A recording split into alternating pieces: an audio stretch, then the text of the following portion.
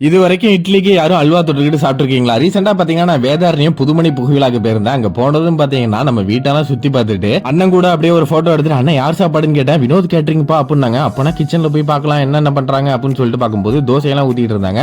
அது கூடவே பாத்தீங்கன்னா அல்வா வந்து சுட சுட கிண்ணாங்க. நாக்குல எச்சு வர ஆரம்பிச்சிட்டு, அப்புறம் பூரி இட்லி இந்த மாதிரி நிறைய டிஷ் எல்லாம் பண்ணிட்டு இருந்தாங்க. இது எல்லாமே பாத்தீங்கன்னா 1800 பேருக்கு இவங்க சமைச்சிட்டு இருந்தாங்க. இதுக்கு மேல நம்மளால வெயிட் பண்ணவே முடியாது அப்படின்னு சொல்லிட்டு மொத பந்தியில நம்ம பாட்டு உட்காந்தாச்சு. நம்ம ஃபர்ஸ்ட் எடுத்தோடனே பாத்தீங்கன்னா பூரி கிழங்கு வச்சாங்க. அதுக்கப்புறம் தோசை சாம்பார், அப்புறம் பொங்கல் வடை அல்வா பணியாரம்னு சொல்லிட்டு எல்லாத்தையும் வைக்க ஆரம்பிச்சிட்டாங்க. ஃபர்ஸ்ட் பூரி சாப்பிட்டேன். பூரி வேற லெவல்ல இருந்துச்சு. அப்புறம் பொங்கல் வந்து பாத்தீங்கன்னா அந்த வடையோட ரொம்பவே டேஸ்டா இருந்துச்சு. அப்புறம் தோசையும் அற்புதமா இருந்துச்சு. இந்த பணியாரம் தாங்க உள்ளதுலேயே வேற லெவல்ல இருந்துச்சு. அப்புறம் இட்லி சாம்பார் பாத்தீங்கன்னா ரொம்பவே அற்புதம். அப்புறம் இட்லிக்கு நடுவுல அல்வா வச்சு சாப்பிடும்போது டேஸ்ட் இன்னும் அதிபயங்கரமா இருந்துச்சு. மொத்தமா பாத்தீங்கன்னா 1800 பேருக்கு ரொம்பவே சூப்பரா கவனிச்சுக்கிட்டாங்க. உடனடியா அவர் கூப்பிட்டு, எனக்கு குழந்தை பிறந்தா நீங்க தான் கேட்டரிங் பண்ணி தரணும்னு சொல்லிட்டு புக் பண்ணிட்டேன். உங்க வீட்லயும் விசேஷம்னா கண்டிப்பா கேட்டரிங்க கான்டாக்ட் பண்ணுங்க.